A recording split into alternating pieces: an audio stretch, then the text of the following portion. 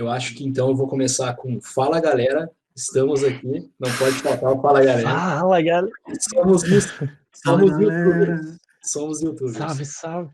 Estamos aqui cumprindo dois papéis. O primeiro papel como estudantes de teorias de grupo, componente curricular da quinta fase do curso de Psicologia da UNOESC.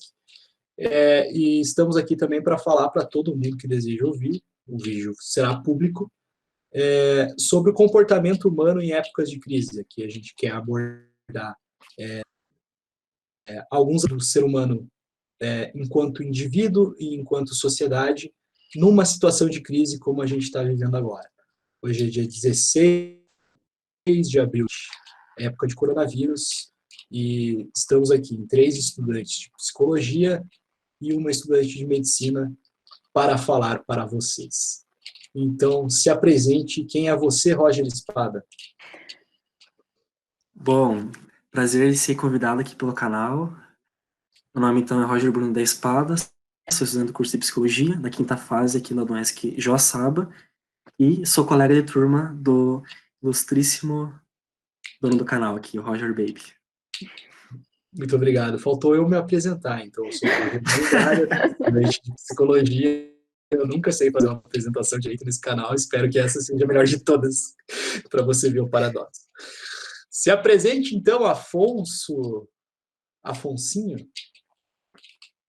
Então, meu nome é Afonso Praxmarer Filho, sou estudante de Psicologia da quinta fase da UNESC Joaçaba, e é muito gratificante estar aqui fazendo parte do canal do nosso querido Roger, e vamos estar abordando alguns temas referente ao momento histórico que a gente está vivendo e trazendo alguns questionamentos e reflexões sobre o aspecto comportamental e social desse momento histórico que a gente vive. E temos também a convidada, a Maria Luísa, que finalmente eu vou saber como que fala o sobrenome dela. Os dois, na verdade. Se apresente, Maria. Oi, eu sou Maria Luísa Valentini Wizikowski. Wizikowski. Eu sou estudante de medicina da quinta fase do curso da UNESC de Joaçaba. E conheci esses meninos muito legais na matéria de teorias de grupo que eu estou fazendo complementar. E fico muito feliz de poder estar aqui com pessoas tão esclarecidas, falando um assunto tão importante e sendo parte da história do mundo que estamos escrevendo, com um pouco de medo, mas estamos escrevendo. E é muito feliz da minha parte poder estar aqui com vocês, dividindo esse momento numa tarde, noite muito boa. Bom, agora que estamos devidamente apresentados, também podemos apresentar a professora que não está aqui presente nesse vídeo, mas irá nos avaliar. Então vamos falar muito bem dela. Ana Patrícia Alves Parisotto. Grande Ana Patrícia. Uma fofinha. Ana Patrícia. Para você. Aqui também é. Então, agora é o momento que a gente corta e vai direto porque a gente falou 1 hora atrás. Então, o Roger ele quer comentar o que é crise. É isso, Roger? Exatamente, meu caro amigo. Assim, crise é uma palavra que não tem necessariamente um valor pejorativo, mas sim ela simboliza que uma crise é um evento que ocasiona alguma mudança, onde o sujeito ele precisa estar se adaptando a essa mudança para estar contornando-a. Então, não necessariamente ela precisa ser algo totalmente negativo, pois, como o Roger estava comentando, nós estudamos o conceito de conflito cognitivo que é relacionado a alguma crise, onde surge uma necessidade para o sujeito estar contornando, ele precisa estar se adaptando a esse conceito, a esse contexto, no caso, para estar conseguindo conviver com esse evento e também ultrapassá-lo. E então, nesse contexto, a crise não necessariamente tem um valor negativo. Porém, em relação a essa pandemia, ela pode ser realizada como um evento estressor, também como um evento ansiogênico, que acaba afetando totalmente o comportamento do ser humano, e esse ser humano precisa estar se adaptando novamente a esse contexto, devido a todas essas consequências que esta crise está gerando. Alguém quer complementar? Um conceito de crise? Eu acredito que a crise ela seja talvez uma ruptura da homeostase, porque nós viemos de um padrão e de repente acontece algo que a gente não pode controlar, que foge do nosso poder. Isso pode gerar desde emoções, formas psíquicas, ou até mesmo fisiológico mesmo, né? Então, eu acho que é isso, é a quebra do nosso padrão do que nós estamos acostumados a viver. Não necessariamente vai ser negativa, mas vai ser diferente. Sim. Eu vejo muitas pessoas que não são acostumadas a sair de casa, e eu me incluo nessas pessoas que talvez passem mais tempo em casa, e mesmo assim sofrem com isolamento. Vocês acham que a privação da liberdade, ou seja, não ter o direito de sair como antes, mesmo que ainda a gente não tenha ninguém que está mandando a gente voltar para casa, mas só o fato de a gente ter uma consciência social, de participar, de sair com regras, sair com máscara, para ir no mercado, essas coisas, isso gera uma sensação de a gente estar enjaulado, de alguma forma?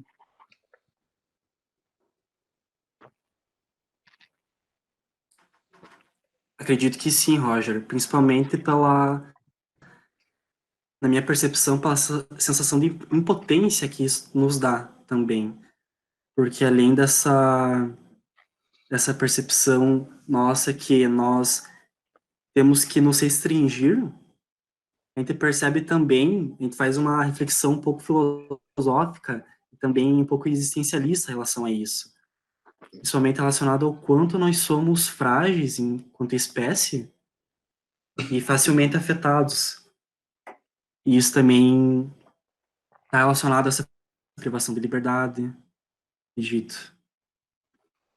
E também tudo que isso causa, né? A Maria está fazendo um sinal ali, não sei se é para a gente ou para alguém que está ali junto com ela, acho que não, mas as emoções que são eliciadas na gente, né? Porque a gente tem um medo, porque você falou, como espécie a gente é frágil, né? Uma coisa que a gente não está acostumado, mas que a gente vê nos livros de história, por exemplo, a gente ouviu falar na peste negra, a gente ouviu falar na gripe espanhola, em pandemias que aconteceram no passado e que foram muito traumáticas, mesmo assim ainda faltam estudos para a gente saber qual foi o real impacto dessas pandemias, né? A gripe espanhola, eu acho que ela explodiu, acho que um ano depois do começo da Primeira Guerra Mundial, ou do fim da Primeira Guerra Mundial, e acabou matando mais que a própria guerra. Alguém confirma essa informação? Fazendo um favor. Foi no fim da primeira. Foi no fim da Primeira Guerra, né? Foi em 1918, isso? Isso. Em 1918.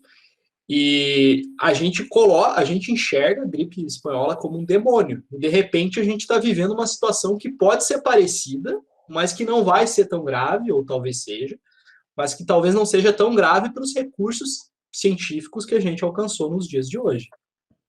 E daí, quando a gente se depara com o demônio, como que a gente enfrenta?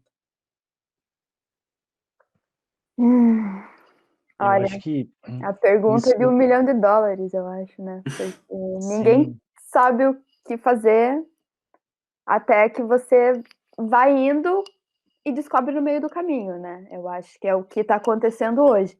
No começo, nessa nossa crise, por exemplo, não é nada, depois é catastrófico, tranca todo mundo em casa, larga todo mundo. Eu acho que ninguém sabe direito o que fazer. E é aquela coisa, né? Que tudo, enquanto tu tá fazendo, parece que não tá funcionando. Então, acredito que as pessoas que passaram por outras pandemias sentiam também essa sensação de impotência, de estar de mãos atadas, simplesmente sentar e esperar que alguém resolva pra gente, né? Eu acho que isso que vocês comentaram agora, frente ao que o Roger falou sobre liberdade, eu vejo um sentido assim benéfico desse isolamento social, no sentido de nos preparar para situações que nem sempre estão no nosso controle. porque a gente não tem controle de tudo sempre. Então, nesse momento, a gente está sendo alguns convidados, outros obrigados a lidarem com isso. Então, essa situação prepara a gente para lidar com situações que a gente nem sempre está preparado. Então, essa sensação de não estar livre, por um lado, é benéfico, nesse sentido de preparar a gente mesmo para o dia a dia, onde a gente nem sempre controla tudo, nem tudo está ao nosso controle. E também, principalmente, para a gente estar buscando alternativas positivas dentro dessas dificuldades também. Como principalmente em estar se adaptando a esta crise e estar lidando com ela da forma mais saudável possível que a gente consegue no momento. E não é necessariamente que, por ser um isolamento social, que signifique necessariamente como um sofrimento. Isso depende muito dos recursos internos que a pessoa tem, ela dispõe para estar lidando com isso. Exatamente. E se ela não dispõe, ela tem a oportunidade de estar buscando, estar encontrando formas de lidar com situações que não estão no controle, né? Como práticas mesmo, integrativas. Vejo muita gente buscando meditação, buscando yoga, buscando leituras, enfim, coisas que estavam em segundo plano, assim, mas que agora estão trazendo para primeiro plano, como principal, percebendo que o principal mesmo talvez seja a saúde mental, porque se você consegue lidar com essa situação, consegue lidar com os medos que vêm, com, com todas essas limitações, né, tu consegue enfrentar isso da melhor maneira possível. Então, nem o Roger comentou, convida a gente a buscar mais coisas assim que a gente gosta, né? Mas também tem a questão de produtividade, né? Eu vejo muita gente assim falando que tem que ser produtivo, que a gente tem que buscar ser produtivo, fazer coisas, fazer. E se a gente fica muito preso a isso, a gente esquece que a gente é humano, que a gente não é uma máquina de produzir, né? Então, sim, a gente deve buscar fazer coisas que a gente estava procrastinando, coisas que são do nosso interesse, mas não se prender a isso. Também aceitar essa situação de vulnerabilidade que a gente se encontra. Às vezes porque até a própria cobrança que a gente se faz em ser produtivo pode gerar ainda mais ansiedade, ainda mais... Né? Às vezes você não precisa ser produtivo, você não precisa botar a tua leitura em dia. Hoje você não tá bem, você pode só assistir uma Netflix, não tem problema. Porque isso às vezes gera, a pessoa acaba tipo, se autocobrando tanto de ser útil, que o estado de ansiedade dela acaba piorando do que se ela simplesmente estivesse levando aquela situação um pouco mais tranquila, né, na medida do possível. E a ansiedade em excesso, ela acaba sendo extremamente paralisante, né? A gente não consegue produzir mais nada num nível de ansiedade muito alto. Eu sou uma pessoa que sou prova viva disso. Quando eu estou muito ansioso, eu simplesmente procrastino até a última hora, quando não deixo de cumprir com meus afazeres. Desculpa, professoras. Está sendo assim ultimamente. Eu fico tão ansiosa que eu tenho que fazer coisa, que eu fico ansiosa que eu tenho que fazer coisa, que eu não consigo fazer coisa porque eu tô ansiosa porque eu tenho que fazer coisa. Eu sou assim, pelo menos. Então, eu fico não ansioso tem... que eu tenho que fazer. Ao invés de fazer as ali. coisas, eu fico ansioso que eu tenho que fazer as coisas. Então, é complicado. Então, convida a gente a aceitar, né? Aceitar essas situações que a gente está vivendo. Acho que a aceitação talvez seja um dos principais valores assim que a gente desenvolve, né? Nessa situação. Perceber que nem tudo está no nosso controle. Mas eu vejo outro aspecto também que é importante para a gente agora enquanto indivíduo. Porque existem os comportamentos enquanto pessoa, enquanto Roger aqui, enquanto sociedade, né? Mas, na verdade, né? Eu esqueci o que eu ia falar. Manada. Eu ia falar do comportamento de manada, mas antes eu ia falar outra coisa antes, e eu já não sei mais o que era. E ô, vida de gado. Eu acho que é o efeito da cerveja. Pode ser. Vamos falar do comportamento de manada. Como que vocês estão vendo como que o indivíduo se comporta perante a sociedade? Como que ele está contribuindo, se está sendo positivo, ver as pessoas elas estão ajudando, as pessoas não estão ajudando.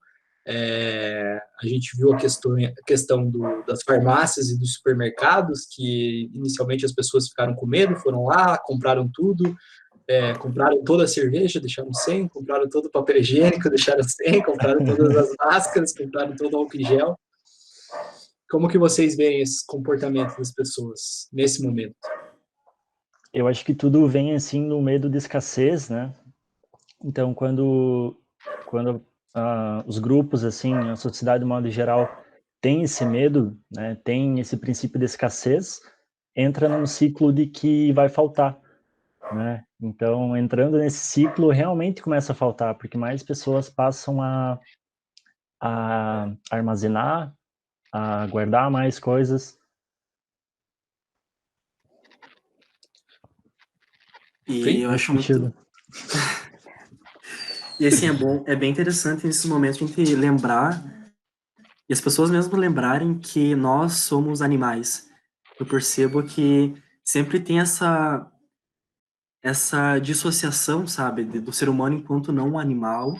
E a gente percebe esse caráter de sobrevivência que aparece, e de comprar tudo que eu posso para estar me abastecendo, porque eu quero a minha sobrevivência. Eu acho bem interessante esse ponto. Você acha, Porém, então, que o também, instinto de sobrevivência entra em ação nesse momento? O com instinto fala mais certeza, alto que a razão. com certeza, porque esta crise, as emoções, elas emanam tanto, elas afloram tanto, como a ansiedade, o medo, que acaba, como a gente sabe, levando a uma inibição do córtex pré-frontal. Aí tem toda a questão da amígdala, e esses comportamentos mais Primitivos. de sobrevivência, primitivos, exatamente, eles vêm à tona. E a pessoa, ela não acaba pensando de uma forma mais racional e também mais social, mas sim algo mais primitivo e mais individualista nesses conceitos, porque ela quer garantir a própria sobrevivência mesmo. É algo menos cortical. Exato, menos cortical. E a sobrevivência da prole também, né? Porque eu não vou comprar só um álcool gel, eu vou comprar 18 porque eu tenho que proteger meus filhos também. E meu marido, e enfim, né? Exato. Tudo isso. Eu acho que essa questão do consumo, que foi comentado aqui, algumas pessoas podem estar entrando num ciclo de estar comprando coisas para consumir em excesso, no sentido de se preencher, né? Pois elas se sentem em um vazio e vão estar utilizando substâncias, comida, de um modo geral, assim, para estar tentando preencher um vazio, né? Então, essa questão de comida, de usar coisas assim, também é muito observado nesse momento que a gente está vivendo. É o recurso contra a ansiedade, né? A muleta. Uhum. Cada um tem o seu. E também entre comportamentos, digamos, esses comportamentos menos nobres que aparecem nesses momentos, também tem a questão da xenofobia, né? A gente viu, principalmente no começo, quando a crise do coronavírus estava mais associada à China, a gente viu algumas notícias de comportamentos xenofóbicos, seja no Brasil, seja em outros lugares do mundo. E aqui eu quero citar também uma crise diferente dessa, não foi uma pandemia, mas foi uma crise migratória que aconteceu na Europa, em que a Hungria, se eu não me engano, era um país que estava fechado para imigrantes, e por vir muitos imigrantes, principalmente da Síria, e também acontecia esse movimento xenofóbico, principalmente pelos governantes daquele país, se posicionarem contra a imigração, e falar que o país não tinha capacidade de aguentar, e várias pessoas acabavam, eu não sei como que eu posso dizer, mas eclodindo um senso de patriotismo que se transformava em xenofobia, que acabava as pessoas batendo, e ficou uma cena muito marcante ao redor do mundo, que foi um pai com uma criança sendo chutado por uma fotógrafa. Não sei se vocês lembram. E daí, nesse momento de crise, novamente, a xenofobia entra em ação, porque, inclusive, a ONU, ela procura desassociar uma questão de pandemia ou de epidemia com a região por causa da xenofobia, porque a gripe espanhola ficou conhecida como gripe espanhola por causa que os outros países estavam mais participativos na guerra e a Espanha não estava controlando, não estava se preocupando com a guerra, então ela estava se preocupando com a questão da epidemia da gripe espanhola, que depois ficou conhecido como gripe espanhola. Então, como que vocês veem esse comportamento também do ser humano, da xenofobia nesse tipo de situação? Eu vejo que muito no início, assim, quando começou lá, né, na China, no Oriente, essa pandemia, houve um índice muito grande de xenofobia com os orientais, né? Tanto que saiu vários memes, várias piadas, assim, áudios até no WhatsApp, coisas assim no sentido de estar colocando os orientais como um culpado, né? Colocando essa etnia como um culpado e generalizando. Vi até algumas notícias que os asiáticos estavam sofrendo muita xenofobia na rua, de estar sendo xingados, assim, como se eles fossem culpados por isso. Pode até ter surgido lá, né? Mas em momento algum a gente pode considerar um grupo social como culpado disso. Eu achei interessante destacar que quando começou essa crise, muitas pessoas falaram que, enfim, é culpa dos orientais, dos chineses, porque sabe-se hoje que essa doença veio por causa daqueles comércios de animais exóticos e tudo mais, né? E as pessoas, o que esses chineses têm? Que comer morcego, que comer pangolim, que comer... Mas nós, latinos, nós também temos gostos e comidas que são exóticas. E se tiver uma doença no coraçãozinho da galinha, que a gente come em todo churrasco, nós não consideramos absurdo, porque é a nossa realidade comer coração de galinha, que é uma coisa que, se você for pensar, é meio macabra. Ou tem culturas do Mato Grosso, de Minas, que comem tatu. E a gente fica falando, quem que são eles para comer o pangolim? Que é um tatu. Então, fica aquela coisa muito, eu sempre vou ver o estrangeiro como o estranho, o errado, e a minha cultura, a minha nacionalidade nunca vai ser culpada de nada porque eu sou perfeito, né? Então isso foi uma coisa que eu percebi muito, como se os nossos mercados públicos também não fossem possíveis de disseminar diversas doenças, né? Como se fosse uma coisa que vai acontecer só lá, né? Nós também podemos disseminar doenças, tem ratos em mercados públicos no Brasil, então não é uma coisa que fica apenas lá, né? Eu acho. Uhum. Alguma consideração, Roger? Eu acho bem interessante que isso que a Maria disse, que ultimamente estou percebendo isso muito, porque tudo na nossa sociedade, ela sempre se baseia em relações de dominação. Infelizmente, sempre se baseia nisso, nunca num relacionamento horizontal. E, como a Maria disse, o estrangeiro. Tem toda uma questão de você querer prevalecer tua cultura enquanto mais importante, mais nobre, entre aspas, e menosprezar a outra, porque tem que ter essa relação de dominação para você estar realmente protegendo os seus e criticando os outros. Vejo isso muito... Realmente, é um contexto de crise e tudo se aflora. E até mesmo as relações de dominação que sempre estão presentes na sociedade, talvez de uma forma mais amena, porém agora elas afloram no contexto de crise. E como que é possível... Posso, Afonso? Sim.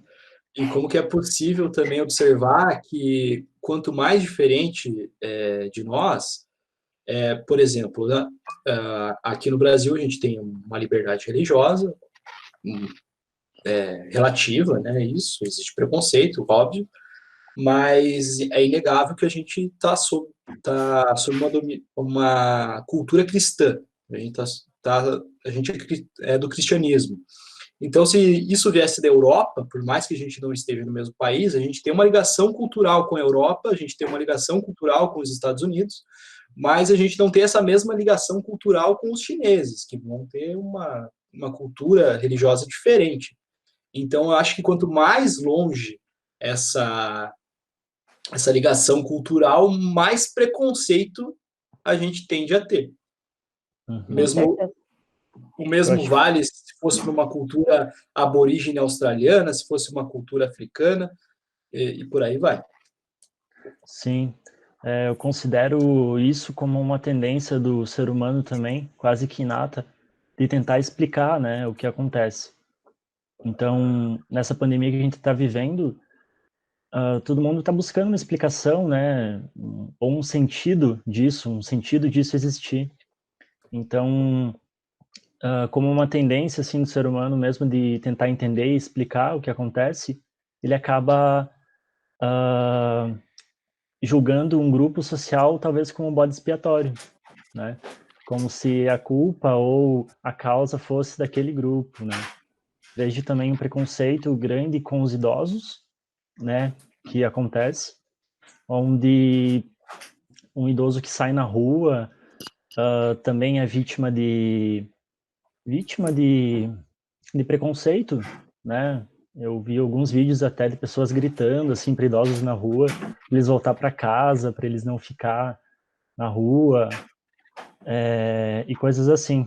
E até vários vídeos assim de idosos presos em casa, querendo sair, tentando arrumar um jeito de sair, mas preso, né? Por conta também do preconceito, eu vejo. Então, essa questão de achar um bode expiatório é muito comum, né? Principalmente, assim, esse comportamento de grupo, assim, um grupo acaba percebendo que as pessoas estão jogando a culpa para tal grupo social ou para tal etnia e acabam entrando na onda nesse mesmo ciclo e aí tem o comportamento em massa, que ocorre esse preconceito. E eu acho que tão comum quanto achar culpados também é encontrar heróis. Vocês percebem na nossa sociedade a gente encontrando heróis para a crise nesse momento?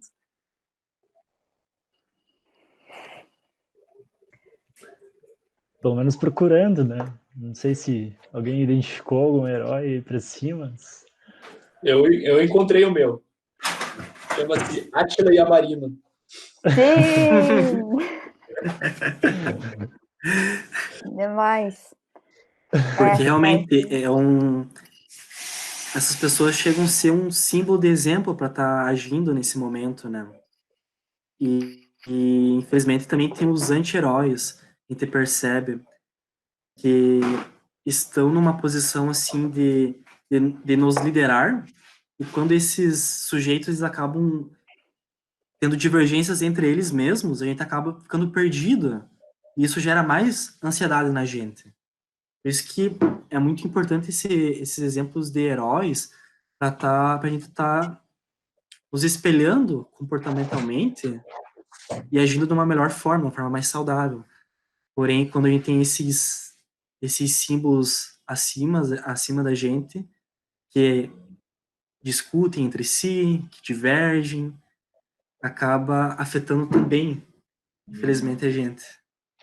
Qualquer semelhança com o que aconteceu hoje é mera coincidência, tá, gente? Mera Não tem coincidência. nada a ver. Maria, o que aconteceu hoje? Que nosso ministro da Saúde foi convidado a procurar um emprego em outro lugar. No SF São Jorge. Cacique doble. Cacique doble. Coincidência. Então E é difícil quando você tem um governante que fala uma coisa e um especialista que fala outra coisa, a população fica... Ainda mais pessoas que têm menos acesso a recursos, à informação realmente, né? Não, é só uma gripezinha, não dá nada, pode sair de casa, só mata velho. Gente, por favor, né? Então, aí você fica assim, pô, mas o meu governante disse que eu posso sair, o meu ministro da saúde disse que eu tenho que ficar em casa, o que que eu faço, né? Demite o ministro, né? Que é... E É o mais mesmo fácil. assim, e mesmo assim ainda tem uma grande divergência entre o governador do estado de Santa Catarina, onde a gente está, e, e a posição do presidente da República, né? Uhum. Ainda tem essas questões. A maioria Mas dos governadores também, né? Eu ia dizer Não isso. apenas a maioria dos não, governadores. vale para muitos outros estados, não só aqui. Na verdade, o nosso presidente é o Alecrim Dourado, né, gente? Porque o mundo inteiro é contra ele, a OMS, a Europa, a China, os Estados Unidos, né? Tudo é contra ele, querido. Tudo contra o Bolsonaro. Ai, Tadinho. querido, tadinho. Essa questão política também que a gente vê é uma quebra mesmo que ocorre em estruturas frágeis, né? E também as pessoas mostrando quem elas são, principalmente nessa questão política, né? Tipo, a Que gente vê o nosso... envolve. E política também, infelizmente, envolve relações de dominação, de polarização, de um lado está certo, outro errado, e às vezes isso acaba influenciando até na nossa própria tentativa de estar escutando o outro lado. E talvez isso acabe influenciando realmente, de você já tomar isso como algo aversivo, o outro lado, e dessa polarização que criada. E dentro dessa polarização, ela vale para todos os lados, né? Porque, digamos, se o Bolsonaro ele vai lá e falar algo que presta por um milagre que não existe, mas a tendência da oposição vai ser é porque eu vejo assim, a polarização é como se fosse um círculo, né? E os extremos eles acabam ficando muito próximos. E esses extremos eles vão sempre negar o que o outro lado está falando. Então, se você for lá, a extrema-direita vai sempre negar o que a extrema-esquerda fala e vice-versa. E se por um acaso do destino o Bolsonaro vem e fala uma coisa boa, no mundo tão polarizado que a gente está, vai acabar com que as pessoas tendem a ter uma predisposição negativa contra aquilo que pode estar certo ou pode ser coerente. Porque as pessoas elas têm essa característica, né? De ela pegar aquilo que ela acredita e seguir até o final, e não só aquilo que ela acredita, aquilo que ela vê associado com o que ela acredita, ela vai acreditar também. Então, ao invés de as pessoas criarem um senso próprio, elas acabam seguindo um roteiro pré-determinado em todos os acontecimentos, né? Mas falando de Bolsonaro, me lembrou de ciência. Como assim? Que paradoxo! Explica isso daí, Roger. Mas é que lembrou de um tópico que a gente tinha combinado: ciências versus fake news. Me lembrou de ciências também, porque teve como é que eles chamaram mesmo? Foi um contingenciamento de verbas para a ciência ano passado, não foi? E agora? Como que vocês veem essa posição do que é científico, não é científico, nesse momento de crise? E o que vocês acham mais fácil acreditar, no que é científico ou no que não é científico? É que essa questão do científico também envolve a política, né? Não dá para negar isso, sabe? Eu acho que é uma divergência dentro até mesmo da ciência, sabe? De um lado, a ciência do vírus em si, do aspecto que ele afeta, né? E do outro lado, o aspecto da ciência política, né? A questão política que é afetada também. Vou pedir licença para mostrar minha camisa aqui, minha camisa da ciência. Não sei se dá para ver muito bem, mas isso aqui é o que eu tenho para falar sobre ciência. Mas tu se refere à ciência no sentido do vírus mesmo? Eu não entendi. Estudos? Eu vou passar para a Maria e para o Roger, porque eu quero entrar no assunto depois. Estava ocupado pegando a camisa. Abriu a discussão e caiu fora? É, isso aí. Bom, assim, referente a esse tópico, acredito que uma informação, nesse contexto, quanto menos complexa para o senso comum, para a grande massa, ela vai ser mais palpável e mais aceita. E não necessariamente essa informação mais palpável será a correta. E temos que diferenciar isso, principalmente. Nessa polaridade entre fake news e a ciência, o que elas discutem. É exatamente isso, Roger. Eu acho que é muito mais fácil a gente acreditar aqui mais fácil. É aquele mesmo padrão para música, sabe? Quanto mais chata a música, mais fácil decorar. Só que quanto mais fácil de decorar, mais fácil de enjoar também. Então, por isso que essas músicas chiclete, elas duram tão pouco, né? Músicas do E quê? essas músicas, tipo esses funk aí que você gosta. Esses funk, eles duram pouco, né? Por causa disso. Porque quanto mais simples uma música, mais fácil você decorar e mais fácil você enjoar. E a notícia, quanto mais fácil ela é para você digerir, menos conflito cognitivo vai causar para você. E vai ser mais fácil você acreditar nela, naquilo que você já está predisposto a acreditar. Então, você tende a alimentar dentro de você esse viés cognitivo. Eu achei muito interessante isso que você falou de alimentar o viés cognitivo, porque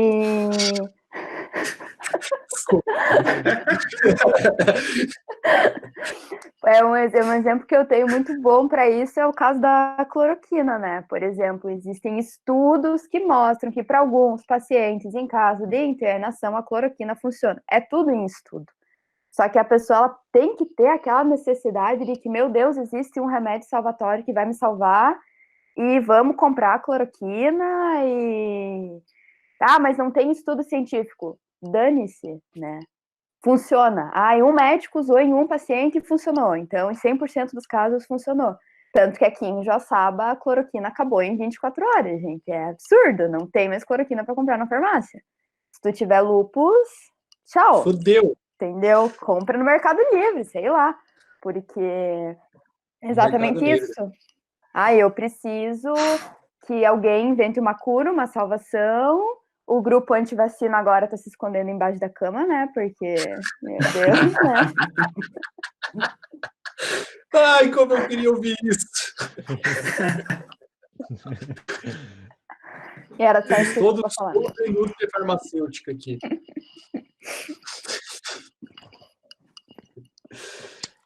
Vamos se recompor, Afonso. Afonso fumando posição contra a indústria farmacêutica deles está ali, mas me recompondo e voltando ao tema. Roger, para de rir, velho. Engraçadinho. Essa questão da cloroquina também, eu cheguei a pensar em algum momento o que a gente pode fazer. Lógico, está em estudo, está em confirmação, mas no momento de extrema necessidade, você acha que vale a pena transformar esses pacientes, perguntando diretamente para a Maria, que está numa área diferente que a nossa, a minha do Afonso, lógico, que a gente faz psicologia, quando não se tem cura ainda, quando obviamente não tem cura, vai demorar para ser achado e tal, mas quando você não tem muito protocolo de como agir numa situação nova, vale a pena testar a medicação para fazer estudo em pacientes que talvez tenham uma pequena chance que isso realmente funcione? Como que você enxerga essa situação, Maria? Eu vejo de dois pontos de vista, sabe? Do médico e do familiar.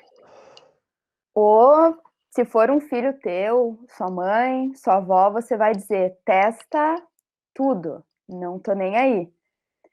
O médico, ele vai ter muito mais receio, porque se aquele paciente morrer por uma intoxicação, por exemplo, por um remédio, ele sempre vai ter aquele pesar dentro dele que, tanto que a cloroquina, sabe-se que as doses que tem que ser usadas em pacientes com Covid-19 é diferente das doses que se usam em pacientes com lúpus, por exemplo.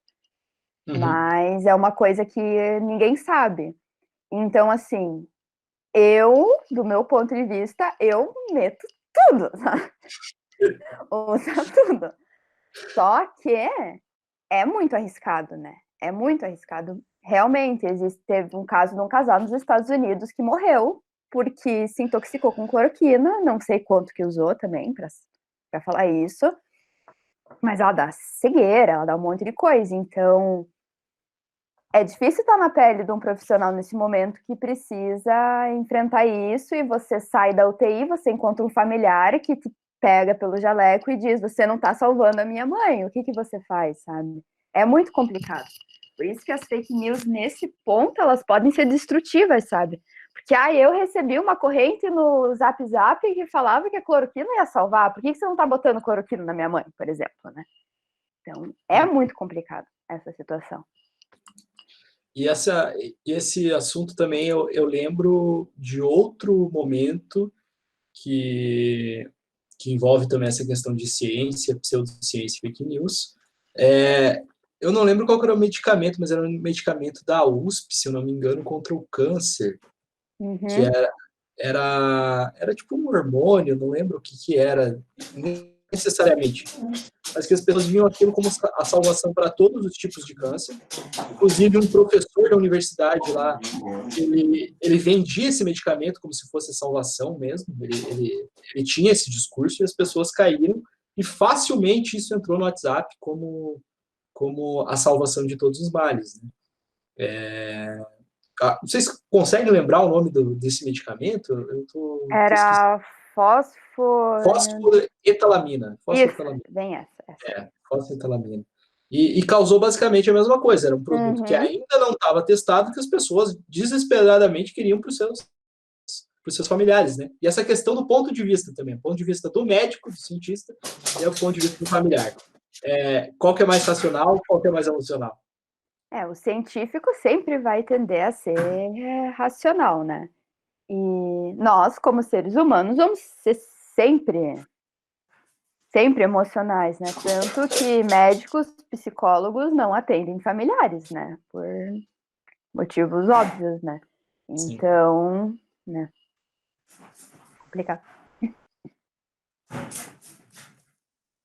Alguma contribuição, Roger? Para aproveitar esse ruído no teu microfone aí, não? Então só multa aí para nós. É que meu cachorro tá correndo loucamente aqui pela casa. Acontece, coisas de quarentena. Ele conseguiu sair da reunião. Ele saiu. Não, esse Roger aí eu vou falar. Só existe um Roger que presta. Aquele não é.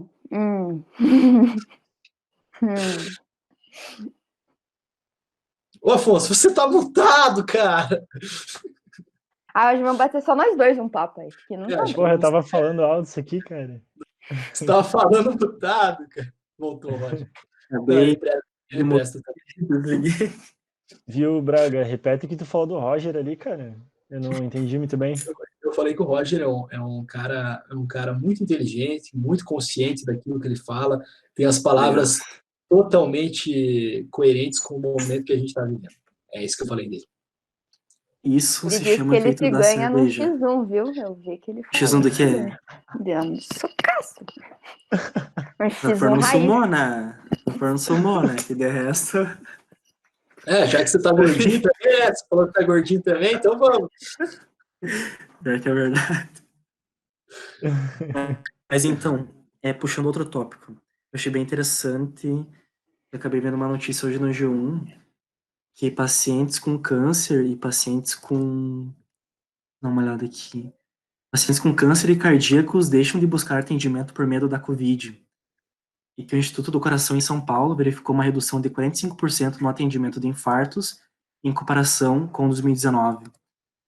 E também é um aspecto muito interessante de estar ressaltando, porque a gente está focando apenas na pandemia e talvez a gente acaba não olhando atentamente para outras doenças também que não pararam, porém estão ainda nesse plano.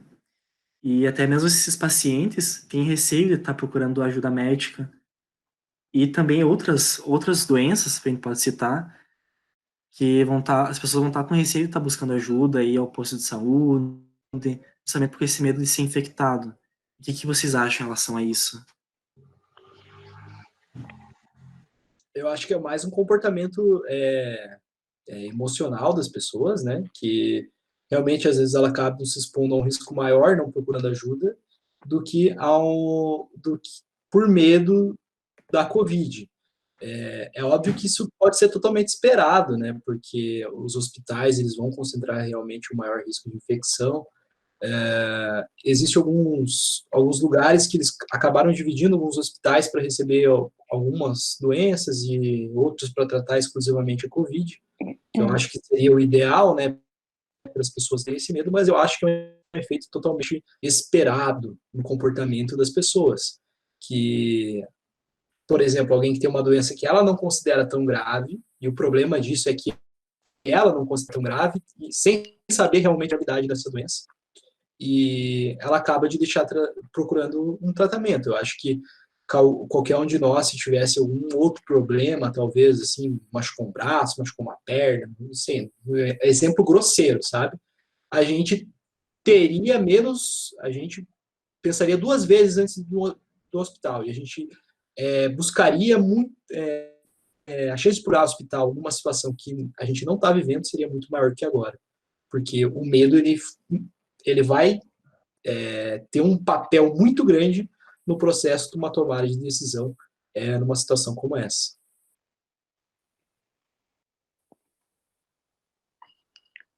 Aqui em Jaçaba, por exemplo, a quimioterapia do hospital foi transferida para o ambulatório, né?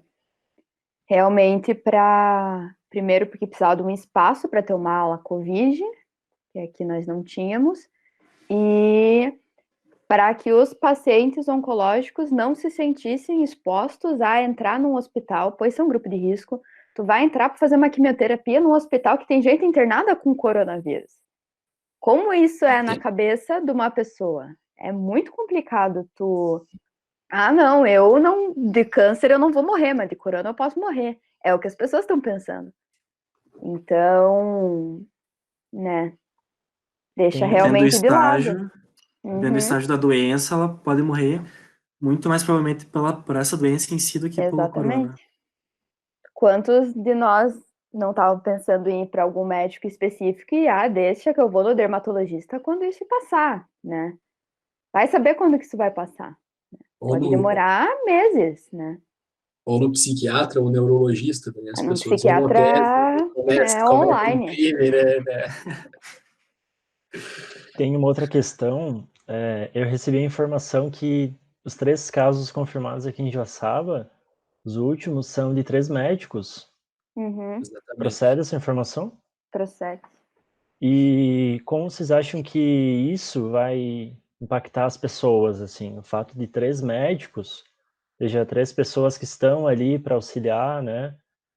Vocês acham que isso acaba criando uma imagem e até mesmo um medo da pessoa em relação à saúde mesmo, em relação ao hospital?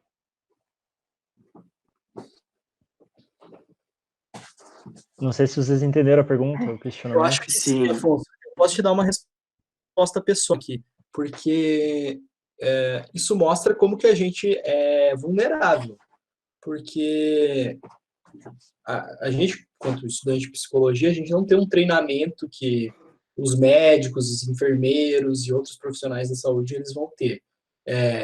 Principalmente eu estou falando questão do EPI, questão de uso de luva, máscara, etc. Então, a gente com a nossa máscarazinha caseira ali de tecido, que a gente está segurando no momento, entendeu? Quer dizer que a gente está muito mais exposto do que de repente a gente imagina, né? Às vezes a pessoa coloca a máscara ali e de repente vai achar que está protegido, mas quais são as instruções para usar uma máscara? Como que a gente usa isso? Como que a gente retira uma luva? Entendeu? Você vê que os médicos, que são os profissionais que estariam teoricamente mais bem preparados, não tiveram tanta sorte ou o preparo não foi o suficiente. Imagina quem não tem esse preparo prévio. Então mostra como que a gente está realmente exposto a essa situação, como que é algo realmente contagioso, né? E o pior, né? E o medo que depois desses apareçam quantos mais, né? Agora já são 4 casos. Já podem ter infectado outras pessoas. Uhum. Que há por vir é realmente uma incerteza. A gente não sabe se isso vai começar a eclodir agora na nossa cidade. Espero que a situação ela contribua positivamente, né? Porque a gente sempre percebe nas ruas pessoas usando as máscaras, não cobrindo o nariz, por exemplo, só a boca, embaixo do pescoço, não higienizando a mão, porque Só na elas... orelha, né? Ou só na orelha, exatamente. E as pessoas, elas têm essa pseudo segurança, né? Que para elas, naquele momento, tá conformando elas. Porém, só isso não tá bastando. E as pessoas, a gente tem que... Nós, profissionais da saúde, temos que estar instruindo elas e para elas terem todos os cuidados. Porque, imagina, até os médicos residentes foram infectados e têm os maiores cuidados do mundo, praticamente. Imagina as pessoas que estão usando uma máscara só na boca. Uhum. Não, realmente, eu acho que eu vi mais pessoas usando a máscara só na boca, com o nariz para fora, do que usando a máscara corretamente. Eu não sei qual que é, para que ela está fazendo isso, entendeu? Realmente... E máscara não exclui isolamento social, né? Que é uma coisa que, pelo menos em Joaçaba, eu reparei. Não existe mais quarentena em Joaçaba. As ruas estão cheias, os mercados estão cheios, tá tudo funcionando normal, e daí as pessoas com a máscara aqui, ou pendurada na orelha, ou na cabeça. Então, gente, né? Não vai Parece que dizer as que Não, pessoas o estão... Bolsonaro usa máscara, que é maldade isso. eu Sim, não falei nada. parece que há até uma vista grossa em relação à situação, né? Espero que não, mas pelo que tudo indica, as pessoas vão tomar atitudes mesmo sólidas quando a água bater na bunda. Uhum. Quando os casos estiverem cada vez mais perto, aí as pessoas vão estar percebendo o quanto isso é grave, né? E é o paradoxo da Isso é um medo bem... quarentena, né? Porque quanto mais ela funciona, mais ela vai parecer desnecessária, né? Então, se todo mundo ficar em casa trancadinho, não vai ter muitos casos, vão dizer, olha, viu só, não falei que não era nada, né? Então, como eu já ouvi, o nosso ex-ministro falava, não, o pico vai ser dia 12 de abril, agora o pico foi para final de abril, agora o pico vai ser em maio. As pessoas, esse ministro não se decide. Não, quer dizer que está funcionando. Agora não sei mais, né, como é que vai ser também, mas estava teoricamente sob controle, teoricamente, né? Mas Uhum. Eu quero ver como vai ser a Bielorrússia. A Bielorrússia, para quem não sabe, era a Rússia, um país da Europa, uma antiga União Socialista Soviética. Roger não ria, porque eu estou falando da Bielorrússia. Mas é um país que ele não adotou medida nenhuma contra a quarentena. E a gente vai ver mentira, ele falou para as qual vai pessoas ser. irem para a sauna e tomar vodka. Exatamente. O presidente da Bielorrússia, ele disse que você podia lavar as mãos com vodka e que sauna fazia bem contra o coronavírus, e essas medidas que ele ia tomar. Infelizmente, eu acho que esse país não vai ter um resultado muito bom contra o vírus, né? Mas a história vai dizer o que vai acontecer com um país que não faz nada para conter o vírus. Eu vou Posso voltar num assunto Eu vou ali? pedir para você em 5 minutos, que eu vou ter que dar uma saidinha aqui, coisas de colégio de quarto, mas continuem no assunto que eu já venho. Tudo bem? Colegas de quarto. Beleza. Não riam, eu ainda estou aqui. Tá, eu quero puxar o tema que eu puxei antes, né? Da questão dos médicos aqui de Joaçaba que foram infectados. Uhum. Há vários casos suspeitos, vários casos em observação aqui na nossa cidade. O fato de 3 médicos terem os testes confirmados, vocês não acham isso um pouco, não sei, estranho, na questão de talvez eles ter tido privilégios a mais na questão do teste, sabe? Pois eles terem maior poder dentro do hospital nesse sentido? Eu Porque há acredito, vários suspeitos, né? Vários suspeitos. E então, do nada, assim, 3 médicos aparecem com testes confirmados, enquanto outros testes, então, estão em análise. eu acredito até realmente pela questão do acesso, né? Que Exatamente. Eles já estão lá, então já aqui, já faz o swab nasal, já manda pro LACEN e tá tudo feito, né? Às vezes uma pessoa que mora num lugar mais distante, ter que se locomover para ir para um hospital, perder um dia de serviço, ela não vai fazer, né? Ela vai conviver com os sintomas e às vezes até se vai tudo passar, ela nem vai perceber que teve, né? Às vezes vai tratar como uma gripe. Os profissionais da saúde têm muita vigilância em cima deles, né? Então pode ser um dos fatores que tenha, não sei como se contaminaram, não sei se tiveram contato direto com o paciente que está internado, ou se for por outras vias. Se for por outras vias, a gente tem muito mais casos do que a gente acha que tem. Então, talvez nesse aspecto, realmente, eles possam ter um acesso muito mais fácil, até o tratamento também, né? Porque já estão em casa, já estão de repouso. Quantas pessoas não se tem o luxo, que é absurdo a gente falar que é um luxo, mas quantas pessoas não têm o luxo de se pegar, ficar em casa, né? E aí a gente entra na questão de desigualdade, né? Até mesmo do acesso.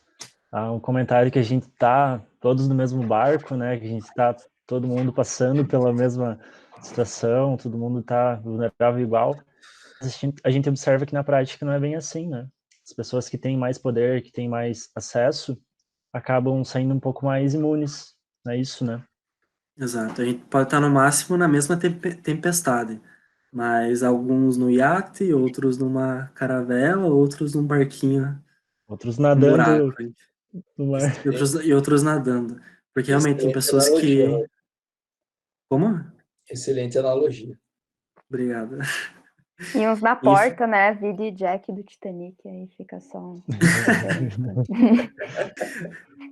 Outros só vendo o inf- iceberg chegando perto. infelizmente, algumas pessoas não podem estar dando ao luxo, né, de estar ficando em casa porque precisam estar buscando sustento. Aí Exatamente. surge, porque é uma questão muito mais complexa, né? Infelizmente, uma questão econômica muito mais complexa que a gente percebe que eles precisam estar buscando o sustento, porém a gente percebe também que eles não poderiam estar saindo de casa nesse momento. Uhum. E é uma E aqui, questão paradoxal, infelizmente, que eles... e aqui eu quero puxar a sardinha para o nosso lado, Roger, porque como 3 estagiários aqui do CRES de Orval do Oeste, a gente sabe que a realidade numa enfrentação desse enfrentamento da situação é bem diferente dependendo das condições que a gente tem para ficar em casa, por exemplo.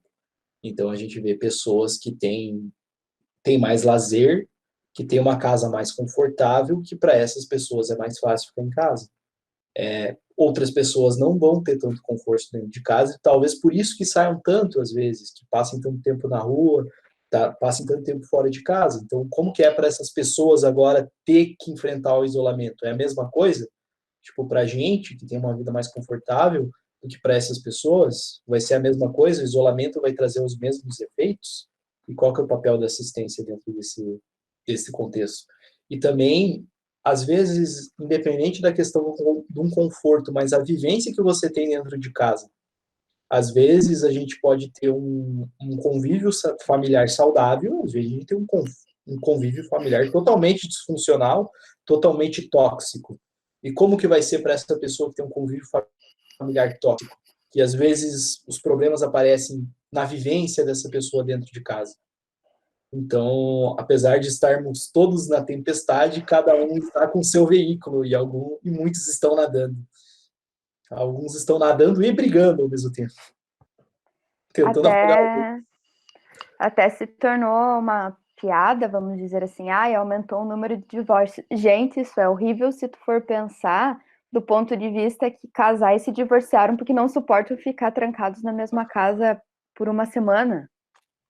Sim. Entendeu? Quantos desses relacionamentos eram abusivos ou quantas pessoas casaram só, sei lá, elas sabem por quê, que uma quarentena de 15 dias fez o casal se divorciar, né? Então, era um casamento sustentado na base que nunca se viam, né? Exatamente.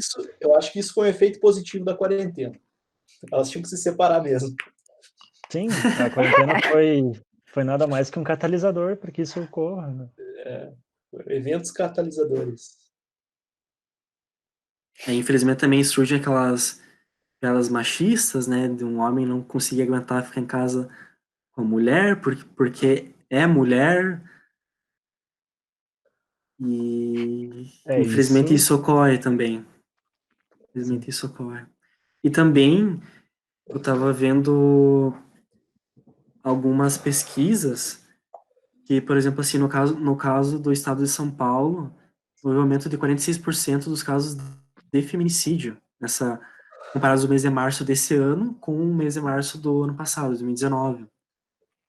E também estava vendo que a própria OMS sugeriu, está indicando aos países que eles limitem o fornecimento de bebidas alcoólicas para que não possa estar gerando mais violência dentro do contexto doméstico. E está percebendo que, infelizmente, essas situações vão aumentar devido ao contexto das pessoas estarem mais no mesmo ambiente, convivendo no mesmo ambiente, devido a uma questão cultural, machista, patriarcal, etc. E também relacionado tanto à violência doméstica quanto ao uso de bebidas alcoólicas, a gente percebe que são formas do sujeito estar lidando com essa situação. Sendo, por exemplo, com a bebida alcoólica, que você está se entorpecendo emocionalmente, e a questão da agressividade, você está deslocando a sua raiva em algo e expressando a raiva que está segurando dentro de si. São duas questões que bem positivas, a gente está analisando no caso, né? Sim. Exatamente. Alguém complementar o que o Roger disse? Não, mas eu teria um outro ponto a puxar, voltando à política, voltando ao nosso querido líder, que é a relação, né, que o papel, na verdade, o papel que um governante do país exerce. Né? Um dos papéis dele é estar norteando o comportamento das pessoas, tá até mesmo amenizando medos, e nesse sentido, esse papel não está sendo cumprido, né? Pelo contrário, está sendo muito dividido. Então a gente vê um governante falando uma coisa, outro falando outra. Então toda essa divergência dá um maior medo ainda para as pessoas. Então eu vejo que uma das saídas seria realmente uma integração, né, dos governantes para estar falando a mesma língua, né? Para estar trazendo uma mensagem de conforto para as pessoas, que é o que elas buscam num presidente, num governador, não opiniões, né, achismos, ideologias. Tanto que a Inglaterra parou para ouvir a rainha, né? Que era uma coisa que não acontecia há sei lá quantos anos. E aqui o nosso presidente estava fazendo passeata, dando beijinho e espirrando na cara dos outros. Tipo, Liana. Cuspindo, sei lá. Sim. Realmente. Eu não ouviria a rainha nem o presidente do Brasil. Eu não ouvi a rainha, mas descobri que ela tava com corona, eu fiquei meio triste, né? Porque... Sério? Eu não sabia. Meu Eu vi Deus, que o príncipe Charles estava com corona. Sim, e ela também, Sim. mas tipo, ela não vai morrer, obviamente, né? Porque ela não vai morrer nunca. Ela é Ela é eterna. imortal. É reptiliano. Ela é É reptiliana. Não, assim, E acho... a minha vizinha, a dona Jovem, morreu essa semana. E, inclusive, era muito irônico, porque o nome dela era Dona Jovem, e desde que eu conheço por gente, ela já era idosa. E ela morreu, ela morreu, acho que com 102 anos. E fica aí minhas saudações à Dona Jovem, minha eterna vizinha. Parabéns, a Dona Jovem morreu com 102 anos. Mas fica Uma homenagem. uma homenagem à Dona Jovem. Então, galera, acho que a gente apresentou tudo bastante coisa, na verdade, tudo nisso a gente vai ter que fazer milhares de vídeos, eu não estou brincando para falar tanta coisa que a gente tem para falar, mas por hoje a gente abordou bastante coisa e eu quero saber de vocês se vocês têm alguma consideração final, algum ponto de vista a contribuir a mais com este vídeo.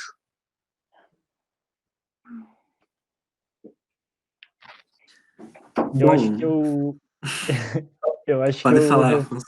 eu acho que eu reforço, assim, né, para quem está assistindo, a questão, assim, de focar nos aspectos positivos que essa situação está trazendo para a gente, né?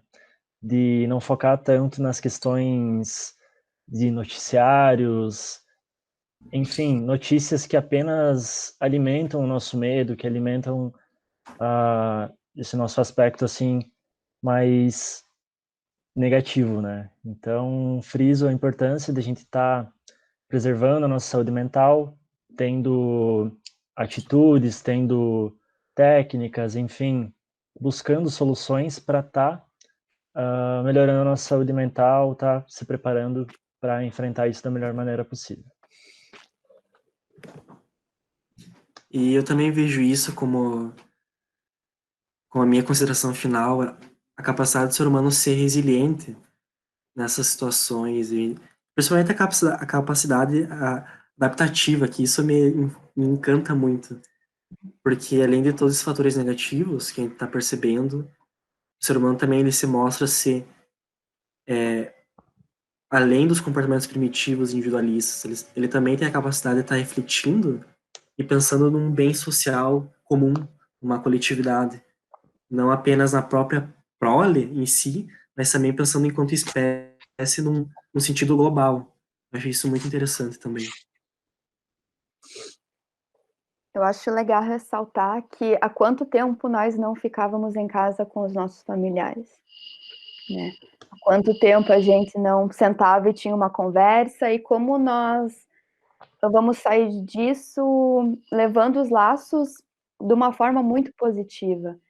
Como quanto se nós não estamos com saudade dos nossos amigos, dos nossos avós, dos nossos, enfim, parentes, e que isso sirva como um ensinamento para nós de que todas as pessoas são importantes e que nós conseguimos passar por isso de uma forma boa, e nós vamos conseguir passar por isso, e que todo mundo está junto e nós vamos se ajudar e vai dar tudo certo. Eu espero. Tomara. Todos esperamos que tudo dê certo, que a gente tenha a melhor solução possível, todos protegidos pelo martelo de Nietzsche. Ou pelo líquido de Thor, né, também. Ou pelo líquido de Thor. Todos estamos protegidos pelo líquido de Thor. Mas então é isso, galera. Eu tenho muito a agradecer a vocês, cada um de vocês. Eu acho que esse vídeo ficou muito bacana mesmo. Acho que será um ótimo vídeo para o meu canal. Para produzir de forma gratuita. Eu me senti muito blogueirinha hoje. Tá sentindo Muito o quê? Blogueirinha? Blogueirinha. Oi, bebidas, tudo bom? Quero recebidos. Eu reforço o convite, quero fazer isso mais vezes. A gente tem muito tema a tratar com cada um de vocês. Eu acho que cada um tem a contribuir de uma forma diferente, cada um com seu ponto de vista. Eu acho que entre nós quatro aqui a gente consegue se complementar de uma maneira muito bacana. Acho que todo mundo tem um ponto de vista diferente, todo mundo tem suas histórias, suas vivências, e que acabam tornando um conteúdo interessante para quem for assistir. Espero também que contribua com 10 para essa matéria, Patrícia. Muito obrigado, tchau, até a próxima, até a semana que vem, até um dia. Tchau. Beijos. Beijos. Beijos, até. Se cuidem. Fiquem em Se casa. cuidem. Gratidão aí, galera. Tamo junto. Tá, agora parou a gravação. Eu vou colocar só para ficar esse riso descontraído, esse negócio. Vamos tomar